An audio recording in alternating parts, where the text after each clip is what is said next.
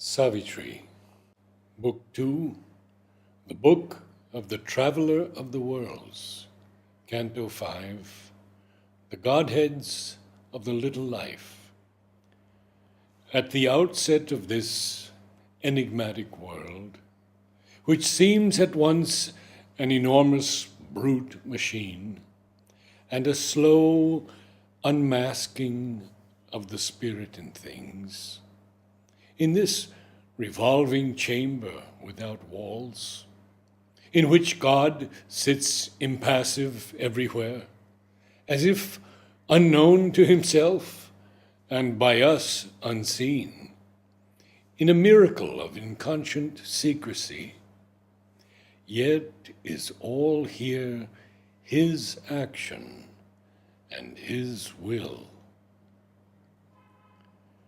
In this whirl and sprawl through infinite vacancy, the spirit became matter and lay in the whirl, a body sleeping without sense or soul.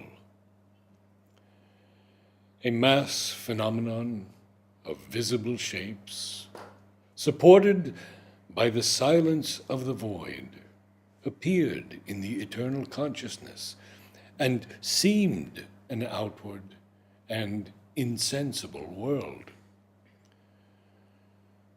There was none there to see and none to feel.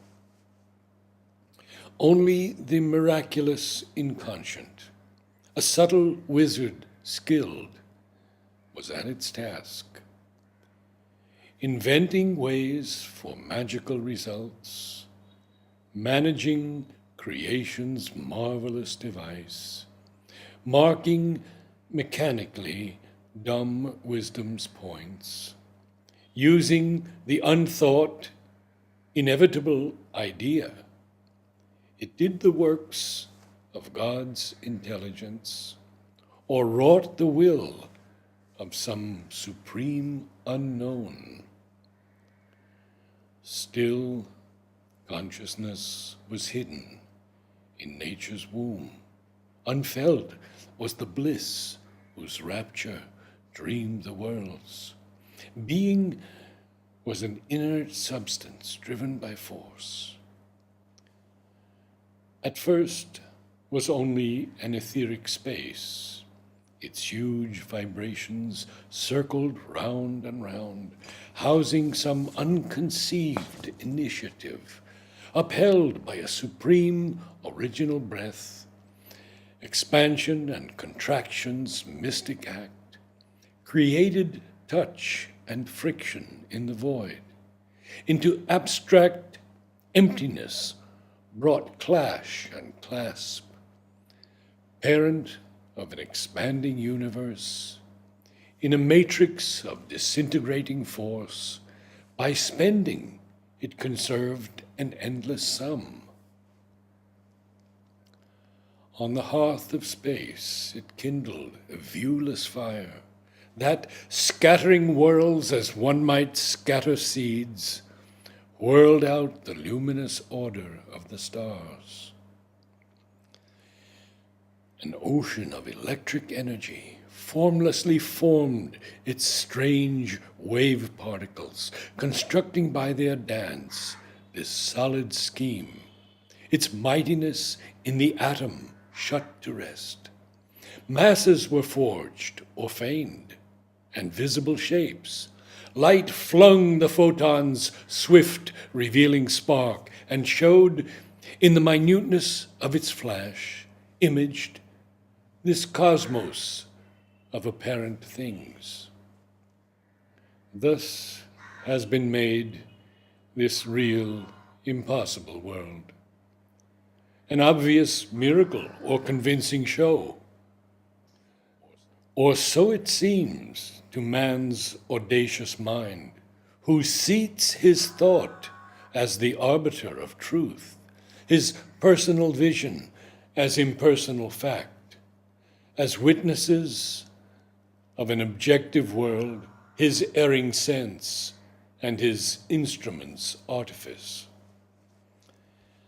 Thus must he work life's tangible riddle out. In a doubtful light, by error seize on truth, and slowly part the visage and the veil. Or else, forlorn of faith in mind and sense, his knowledge a bright body of ignorance, he sees in all things strangely fashioned here the unwelcome jest of a deceiving force, a parable of Maya and her might. This vast perpetual motion, caught and held in the mysterious and unchanging change of the persistent movement we call time, and ever renewing its recurrent beat, these mobile rounds that stereotype a flux, these static objects in the cosmic dance that are but energy's self-repeating whirls, prolonged by the spirit of the brooding void, awaited life and sense and waking mind. A little the dreamer changed his pose of stone. But when the inconscient's scrupulous work was done, and chance coerced by fixed, immutable laws, a scene was set for nature's conscious play. Then stirred the spirit's mute, immobile sleep. The force concealed broke dumbly, slowly out. A dream of living woke in matter's heart. A will to live moved the inconscient's dust. A freak of living startled vacant time, ephemeral in a blank eternity, infinitesimal in a dead infinite. A subtler breath quickened dead matter's forms. The world's set rhythm changed to a conscious cry. A serpent power twinned the insensible force. Islands of living dotted lifeless space, and germs of living formed in formless air. A life was born that followed matter's law, ignorant of the motives of its steps, ever inconstant, yet forever the same. It repeated the paradox that gave it birth.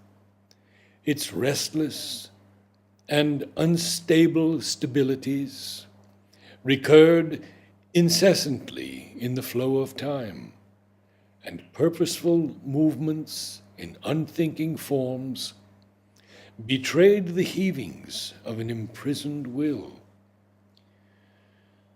Waking and sleep lay locked in mutual arms.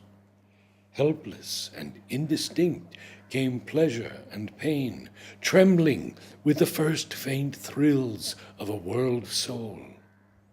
A strength of life that could not cry or move, yet broke into beauty, signing some deep delight. An inarticulate sensibility, throbs of the heart of an unknown world, ran through its somnolent torpor, and there stirred a vague, uncertain thrill, a wandering beat, a dim unclosing as of secret eyes. Infant self-feeling grew, and birth was born. A Godhead woke, but lay with dreaming limbs. Her house refused to open its sealed doors.